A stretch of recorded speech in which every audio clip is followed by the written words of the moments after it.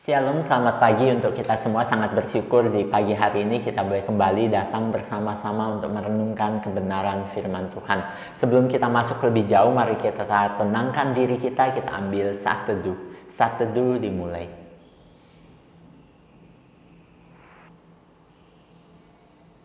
Saat teduh selesai. Saat ini kita mau bersama-sama, kita mau naikkan satu pujian, Ku Berikan. Telah ku dapati kasih yang sejati, yang mampu mengubahkan hatiku. Kasih yang kau beri jauh melebihi segalanya di dalam hidupku. Ku berikan semua yang berharga, semua yang mulia, semua yang terbaik dari hidupku. Hanyalah bagimu, hanyalah untukmu, hanyalah bagi kemuliaan-Mu. Mari pujikan dengan kesungguhan hati. Telah ku dapati kasih yang sejati, yang mampu mengubahkan hatiku. Kasih yang kau beri jauh melebihi segalanya di dalam hidupku. Ku berikan semua yang berharga, semua yang mulia, semua yang terbaik dari hidupku. Hanyalah bagimu, hanyalah untukmu, hanyalah bagi kemuliaan-Mu. Ku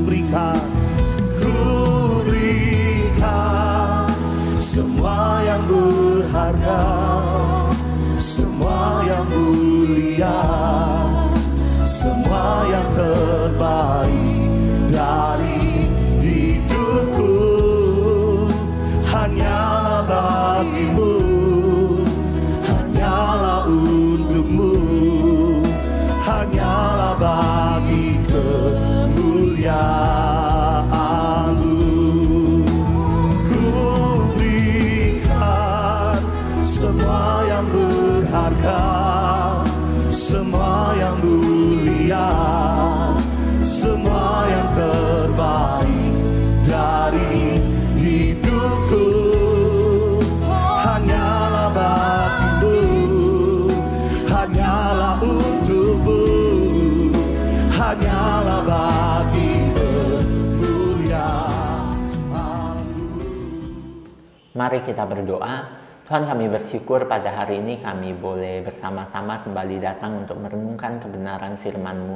Tuhan, kami serahkan waktu perenungan firman hari ini ke dalam tangan pimpinan Tuhan. Hanya di dalam nama Tuhan kami, Yesus Kristus, kami berdoa dan mengucap syukur. Amin. Saat ini kita mau bersama-sama, kita mau mendengarkan pembacaan Alkitab dari Markus pasal yang ke-10, ayatnya yang ke-17 sampai 27. Markus pasalnya yang ke-10, ayatnya yang ke-17 sampai 27. Pada waktu Yesus berangkat untuk meneruskan perjalanannya, datanglah seorang berlari-lari mendapatkan dia, dan sambil bertelut di hadapannya, ia bertanya, Guru yang baik, apa yang harus kuperbuat untuk memperoleh hidup yang kekal? Jawab Yesus, Mengapa kau katakan aku baik? Tak seorang pun yang baik selain daripada Allah saja. Engkau tentu mengetahui segala perintah Allah. Jangan membunuh, jangan berzina, jangan mencuri, jangan mengucapkan saksi dusta, jangan mengurangi hak orang, hormatilah ayahmu dan ibumu. Lalu kata orang itu kepadanya, Guru, semuanya itu telah kuturuti sejak masa mudaku. Tetapi Yesus memandang dia dan menaruh kasih kepadanya, lalu berkata kepadanya, Hanya satu lagi kekuranganmu. Pergilah, jualah apa yang kau miliki, dan berikanlah itu kepada orang-orang miskin.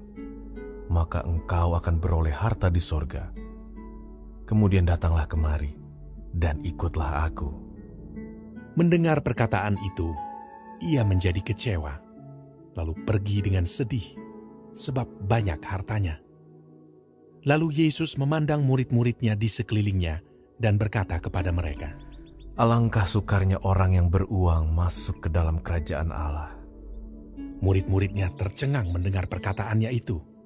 Tetapi Yesus menyambung lagi, Anak-anakku, alangkah sukarnya masuk ke dalam kerajaan Allah. Lebih mudah seekor unta melewati lubang jarum daripada seorang kaya masuk ke dalam kerajaan Allah.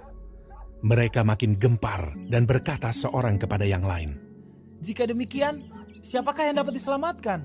Yesus memandang mereka dan berkata, Bagi manusia hal itu tidak mungkin, tetapi bukan demikian bagi Allah.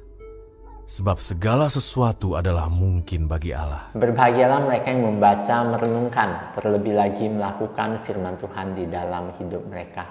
Nah, anak-anak, kesulitan untuk meninggalkan harta adalah sikap batin manusia yang cenderung melihat bahwa tujuan hidup adalah harta benda yang dimilikinya.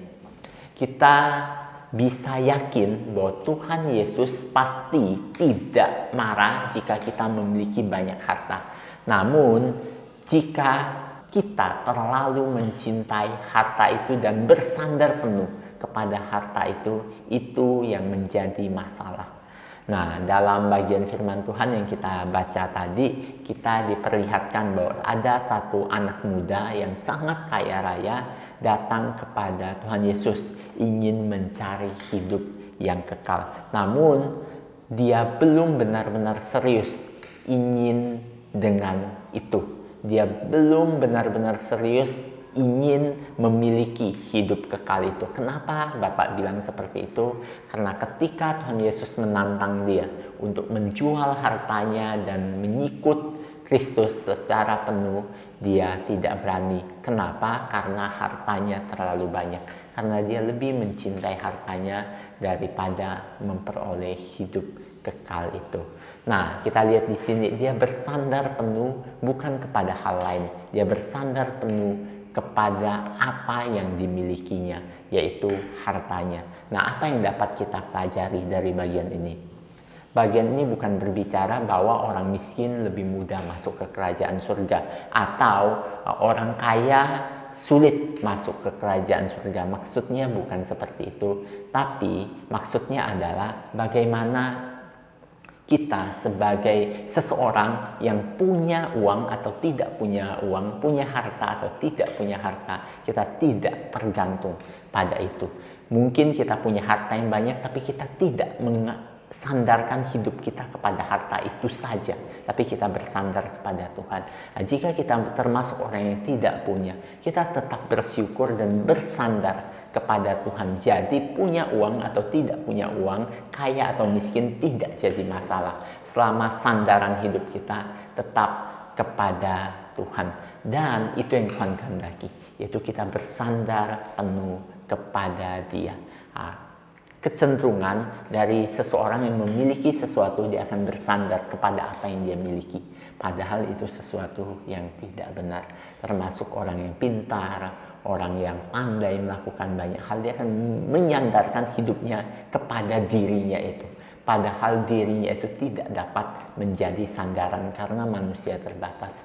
Apa yang kita miliki, harta yang kita miliki, kepintaran yang kita dapat atau kita miliki, kemampuan kita semua terbatas untuk kita sandari. Tapi sandarlah kepada Tuhan yang tidak terbatas. Kiranya renungan hari ini boleh menjadi berkat untuk kita semua. Mari kita berdoa.